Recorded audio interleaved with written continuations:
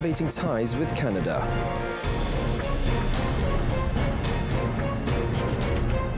UN report reveals firms profiting from Gaza genocide.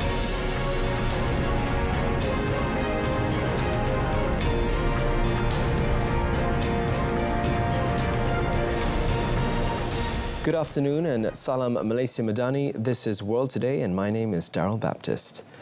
Malaysia remains committed to elevating ties with Canada, encompassing strategic sectors such as trade and investment, defence cooperation, clean energy, digital transformation and emerging technologies. This was conveyed by Prime Minister Datuk Seri Anwar Ibrahim to Canadian Prime Minister Mark Carney during a phone call, during which he also congratulated Carney on his Liberal Party's recent victory in Canada's federal election. The Premier said he welcomes Petronas's continued involvement in the LNG Canada project, which stands as a strong symbol of energy cooperation between the two countries and has the potential to catalyse future green and energy transition initiatives. The Prime Minister noted that as members of the Comprehensive and Progressive Agreement for Trans-Pacific Partnership, Malaysia and Canada share a commitment to upholding the principles of free, open and multilateral trade that is fair and inclusive. Both leaders also underscored the importance of enhancing the ASEAN-Canada strategic partnership and expressed hope that negotiations on the ASEAN-Canada Free Trade Agreement can be concluded as soon as possible for mutual benefit. On another note, Datuk Seri Anwar expressed hope that Malaysia's continuous engagement with France will benefit the country in the long run. He said the matter would be discussed during his meeting with French President Emmanuel Macron today. Datuk Seri Anwar said both countries have expanded their ties over the years, with Malaysia buying products such as planes, as well as supplying parts for their manufacturing. Ways to explore, to enhance this. Unlike our first few decades after independence, we depend totally on their presence, but things have changed. We are able to contribute to development, particularly in areas that we have excelled. Speaking at the gathering with Malaysian diaspora in Paris, in conjunction with his visit to France, the Premier stressed that Malaysia continues to be a top destination for high-tech industries such as electrical and electronics. He also said Malaysian students studying in France should take advantage of the growing high-tech industries in Malaysia and return home after completing their studies. Datuk Seri Anwar is scheduled to hold a one-on-one meeting with Macron at the Elysee Palais with key agenda items including trade, investment, renewable energy, semiconductor, defence, education, digital economy and artificial intelligence. The Malaysian Digital Economy Corporation, or also known as MDEC, has reinforced its role as a key driver of regional digital growth by facilitating over 450 million ringgit in digital exports opportunities, through its latest initiative, DEX Connects Indonesia. The program saw the participation of 83 Malaysian firms, Malaysian tech companies entering the Indonesian market and fostering stronger cross-border collaboration. The flagship initiative under MDEC's GAIN, Gateway, Amplify, Invest and Nurture program, DEX Connects Indonesia, enabled the exchange of 26 Memorandums of Understandings, or MOUs, between Malaysian and Indonesian firms. These MOUs span strategic sectors such as cybersecurity, artificial intelligence, cloud services, food and beverages, digital platforms and talent development, underscoring a shared vision for a connected and resilient ASEAN digital economy. DEX Connects serves as a bridge between Malaysian digital solutions and global markets, expanding the reach of homegrown tech companies while cultivating a robust ASEAN digital ecosystem. The GAIN program, under which DEX Connects operates, has delivered 31.9 billion ringgit in revenue and 11.2 billion ringgit in exports between 2017 and 2023, further affirming MDEC's success in driving export-ready companies towards global scale. US President Donald Trump has secured a major political victory when Congress narrowly passed his signature tax and spending bill, cementing his radical second-term agenda and boosting funds for his anti-immigration drive. Trump said the bill's passage would supercharge the US economy into a rocket ship, glossing over deep concerns within his own Republican Party that it will balloon the national debt and gut health and welfare support. The president called the spending package the biggest bill of its kind ever signed. A small group of Republican opponents finally fell into line after Speaker Mike Johnson worked through the night to corral dissenters in the House of Representatives behind the bill. The bill squeezed past a final vote, 218 out of 214. The White House declared victory on social media and said Trump would sign the bill into law today. The legislation is the latest in a series of big wins for Trump, including a Supreme Court ruling last week that curbed lone federal judges from blocking his policies. The package honors many of Trump's campaign promises, including boosting military spending, funding a mass migrant deportation drive, and committing $4.5 trillion to extend his first-term tax relief.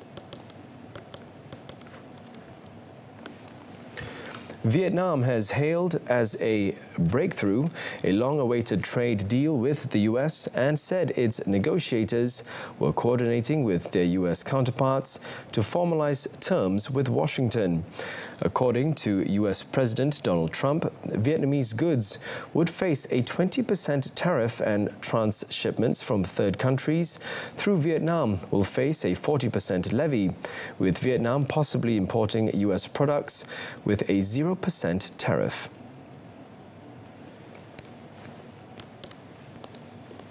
The agreement follows months of talks and a raft of concessions by regional manufacturing powerhouse Vietnam to negotiate a reduction in tariffs that were initially set at 46%, triggering alarm in the export-dependent nation. The announcement followed a phone conversation between Trump and Vietnamese President Tu Lam on Wednesday. Foreign Ministry spokesperson Pham Tu Hang said negotiators were finalizing the terms with U.S. counterparts.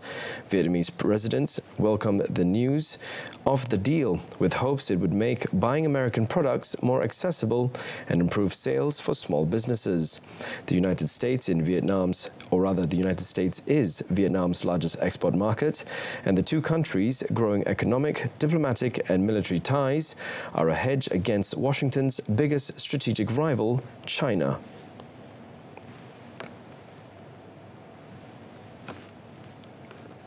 Afghanistan's Taliban government on Thursday said that Russia had become the first country to officially recognize its rule, calling it a brave decision. The announcement was made after Afghanistan's Foreign Minister, Amir Khan Muttaqi, met with Russia's ambassador to Afghanistan, Dmitry Zhirknov, in Kabul. It also saw significant trade and economic opportunities, especially in energy, transport, agriculture and infrastructure. Afghan Foreign Minister Amir Khan Muttaqi valued the courageous step taken by Russia. No other country has formally recognized the Taliban government that seized power in August 2021 as US-led forces staged a chaotic withdrawal from Afghanistan after 20 years of war. However, China, the United Arab Emirates, Uzbekistan and Pakistan have all designated ambassadors to Kabul in a step towards recognition. The Russian move represents a major milestone for the Taliban administration as it seeks to ease its international isolation. It is likely to be closely watched by Washington, which has frozen billions in Afghanistan's central bank assets and enforced sanctions on some senior leaders in the Taliban that contributed to Afghanistan's banking sector being largely cut off from the international financial system. Rio de Janeiro is rolling out one of its largest peacetime security operations in recent memory as leaders and senior officials from the Global South's major emerging economies convene in the coastal city for this week's BRICS summit. Officials said about 20,000 military personnel will be deployed to guard leaders from 28 countries and 7 international organizations, including the UN and the World Bank.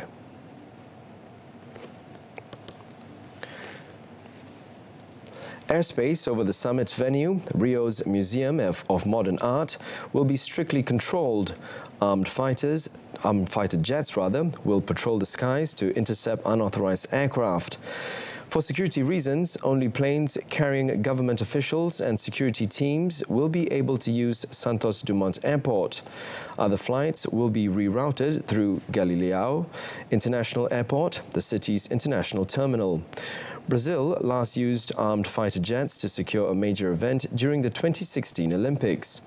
Officials have not disclosed how many aircraft will be in the air, but at least 2 F-5EM jets capable of speeds near 2,000 kilometers per hour and armed with Brazilian-made Piranha missiles and US-built Sidewinders will be on standby to enforce the no-fly zone.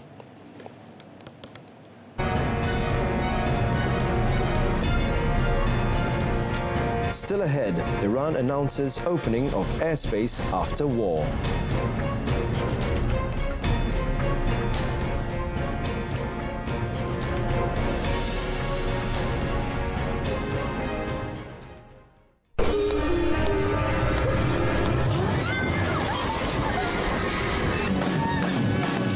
Peralatan elektrik 5 bintang memberikan penjimatan 5 bintang.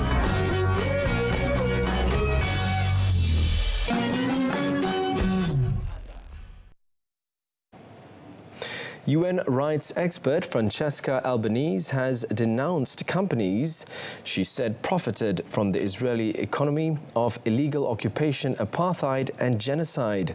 Albanese presented her report investigating the corporate machinery sustaining the Israeli settler colonial project of displacement and replacement of the Palestinians in the UN Human Rights Council. Albanese described the situation in the Gaza Strip and the West Bank as apocalyptic as she presented the report. She argued that companies should stop all business activities and relationships that cause or contribute to rights violations and international crimes. The 40 entities named in my report, alongside their parent subsidiary licensees and franchisees, are just the tip of the iceberg, illustrative of this system that entangles many, many more. What I exposed is not a list, it is a system, and it is to be addressed. Albanese explained that businesses from arms makers to supermarkets and universities had facilitated the machinery of erasure. She noted that some had supplied the financial and general infrastructure for Israeli settlements on occupied Palestinian territories. She added all of the related firms have helped entrench apartheid and enable the slow, inexorable destruction of Palestinian life. As July begins, soaring temperatures and high humidity grip Gaza, typical of summer conditions in the region. With little to no electricity and no access to fans, thousands of Gazans are enduring the sweltering conditions inside makeshift tents of plastic and nylon, materials that trap heat. Abu Wadia, one of the displaced people sheltering along the beach in Khan Yunis, sought refuge in the shade of his tent, sitting at its edges because the inside had become unbearably hot. من الساعة 8 للساعة تقريبا نقول 6 لما نتطلل بعد العصر. ونحن زي ما انت شايف نتارى في جناب الخيام على نتف الظل، هواء الواحد يتنفس زي الخل، لأنه في الخيام ما فيش إمكانية إنك تقعد في الخيمة ولا دقيقة، وتشوف دقيقة واحدة في الخيمة ما بتقدر تقعد، الخيمة زي النار. Many residents are holding out hope for a ceasefire as diplomatic efforts intensify, following the United States' recent effort in brokering an end to the 12-day conflict between Israel and Iran. On the topic of Iran, Iran has reopened its airspace, including over Tehran, after closing it on the 13th of June due to the war with Israel. Local media reported that Tehran's Mehrabad and Imam Khomeini international airports, as well as those in the northeast, west and south of the country, have been reopened and are ready to operate flights. According to the authorities, domestic and international flights from all airports across the country, except those in Isfahan and Tabriz, will operate between 5 a.m. and 6 p.m. local time. Flights from those cities will resume as soon as the necessary infrastructure is in place. Iran closed its skies entirely last month after Israel launched a wave of air strikes, prompting Iranian retaliatory missile fire. A ceasefire between the two foes came into effect on the 24th of June. The country had already reopened airspace in eastern Iran and expanded access for international overflights following the truce. North Korea has lashed out at a recent statement by the US, Australia, Japan and India that demands the North's complete denuclearization, accusing the Quad security grouping of committing a coercive act to change Pyongyang's stance. North Korea's foreign ministry issued the criticism carried by the Korean Central News Agency days after the foreign ministers of the US-led Quad reiterated their commitment to the complete denuclearization of North Korea in a statement adopted during their meeting in Washington. The North Korean ministry called the move a grave political provocation, accusing the US of attempting to unilaterally change the existing situation on the Korean Peninsula by force or coercive way. The Foreign Ministry strongly denounced the U.S. malicious act of clearly exposing the invariable hostile intention against North Korea, expressing serious concern over the negative consequences to be entailed by it. It also accused the U.S. of interfering in the sovereignty of an independent nation, stirring up confrontation and creating instability in international relations, claiming the country is a major risk factor hindering peace and security in the region and the world. A 20-year-old Syrian man has been arrested after attacking and injuring 4 people on a high-speed train in southern Germany, around 70 kilometers from the Austrian border. Police spokesman Günther Tomaszko said the suspect was overpowered by fellow travelers before being arrested. Tomaszko informed that 3 of the victims are believed to be Syrian nationals aged 15, 24 and 51, while the 4th victim was of unknown nationality aged 38. The suspect, who is currently in hospital being treated for serious injuries, is believed to have carried out the attack with a hammer. The motives for the attack, however, remain unclear. Der Hauptverdächtige, ein 20-jähriger Syrer, der ist dann auch von Mitreisenden, von sitzenden, in der Nähe sitzenden Fahrgästen dann letztendlich überwältigt worden und dann von den Einsatzkräften festgenommen worden.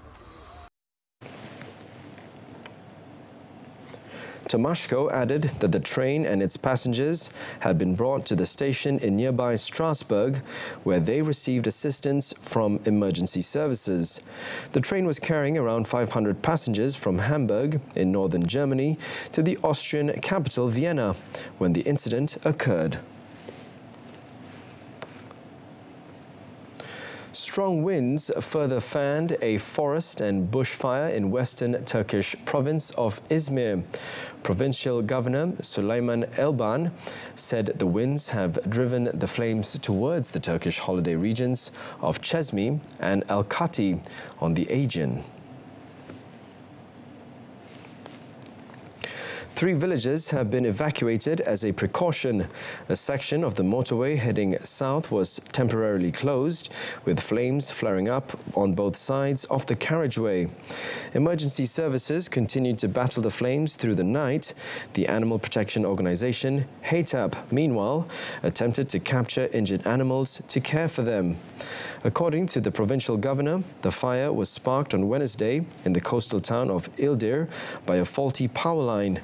Due to strong winds and extreme dryness, the fire was able to spread quickly. In recent days, fires in Izmir have caused significant destruction. Nationwide, there have been hundreds of fires, the majority of which have now been extinguished.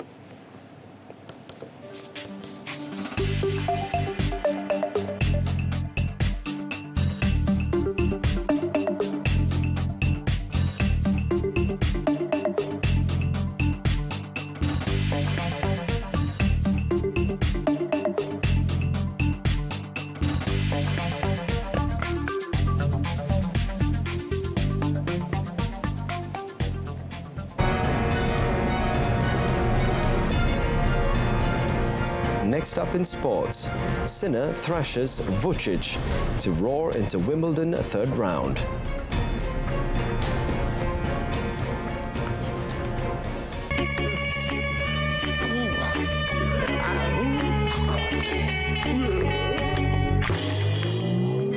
Tutup tingkap dan pintu untuk kekal dingin dan lebih jimat.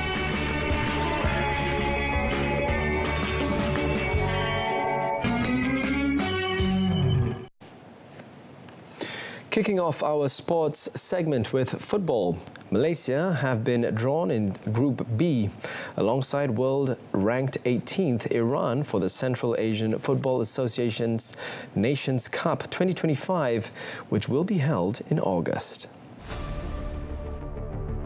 The Football Association of Malaysia, in a statement, announced that apart from Iran, Harimau Malaya under coach Peter Ceklamovski will also face hosts Tajikistan and Afghanistan. According to the schedule, Malaysia will open the campaign against Tajikistan on the 29th of August, followed by Iran on the 1st of September and Afghanistan on the 4th of September, with all 3 matches taking place in Dushanbe, Tajikistan. Meanwhile, Group A matches will take place in Tashkent, Uzbekistan, featuring 4 other teams, namely hosts Uzbekistan, the Kyrgyz Republic, Turkmenistan and Oman. Only the winner of each group will qualify for the final, scheduled to be held in Tashkent on the 8th of September, while the runners-up of the group will play for 3rd place in Dushanbe on the same date. Tragedy struck in the world of football with the death of Liverpool and Portugal forward Diogo Jota. In a car crash, he left the football world in shock. Jota and his brother Andre Silva both died after the vehicle they were travelling in crashed in the Spanish province of Zamora. The civil guard said the vehicle veered off a motorway and burst into flames in the municipality of Cernadilla in the northwestern Zamora province. It noted that everything points to the blowout of a tyre while the vehicle was overtaking, causing it to overturn and burst into flames. Portugal great Cristiano Ronaldo paid tribute to Jota on X, saying the death makes no sense just after his marriage and their UEFA Nations League title with the national team. Former Liverpool manager Jurgen Klopp, who brought Jota to the Reds in 2020, said he was heartbroken in an Instagram post, while the club spoke of an unimaginable loss. Portuguese Prime Minister Luis Montenegro said Jota greatly honoured Portugal's name, while his former clubs, Porto, Atletico Madrid and Wolverhampton Wanderers, were among the string of footballing and political figures expressing shock and condolences. Jota, aged 28, had in late June married his partner of 10 years, with whom he had 3 children. In tennis, world number 1 Jannik Sinner demolished Australia's Alexander Vukic 6-1, 6-1, 6-3 in a centre court masterclass to move ominously into the third round of Wimbledon. The Italian was streets ahead of the 93rd ranked Vukic, who barely laid a glove on the top seed in the opening 2 sets before saving face with some third set resistance. Sinner, bidding to win the title for the first time, never loosened his grip on a one-sided contest, though he did need 6 match points to finish off Vukic in a prolonged final game. Apart from a defeat by Alexander Bublik in Hull in the build-up to Wimbledon, Sinner has shown few ill effects from the heartache of losing to Carlos Alcaraz in the French Open final last month. He parted ways with his trainer and physiotherapists days before Wimbledon. But even that strange timing does not seem to have ruffled his feathers. With so many seeds having fallen by the wayside already, his path through to the latter stages looks clear. The 23-year-old has yet to drop serve, has conceded only 12 games in the 6 sets he has played so far, and will now train his sights on unseeded Spaniard Pedro Martinez as he continues his quest to become Italy's first Wimbledon champion. In another match, Jack Draper's hopes of joining the list of homegrown Wimbledon champions were snuffed out in a spectacular fashion by Marin Cilic, when the Croatian made a mockery of his low ranking to topple the 4th seed 6-4, 6-3, 1-6, 6-4 in the second round. All the deafening roars and cheers from the partisan Court 1 crowd could not save Draper from losing 5 games on the trot from 4-all in the first set. The sequence handed Cilic the first set, with the Croatian producing a scorching service return on set point before he surged into a 3-love lead in the second. It was enough to give world number 83 Cilic, the 2014 US Open champion and the 2017 Wimbledon runner-up, a 2-set cushion. He appeared to ease off the throttle in the third set to raise hopes of a Draper comeback, but the British left-handed knew he was in trouble when he had to save 2 breakpoints at 4-3 down in the 4th, and 2 games later it was all over. Draper dragged a forehand wide following a lengthy rally to hand Cilic a remarkable victory, considering the Croatian had not won back-to-back matches on the main tour for the past 9 months. Cilic will now meet Spain's Jaume Munar for a place in the 4th round.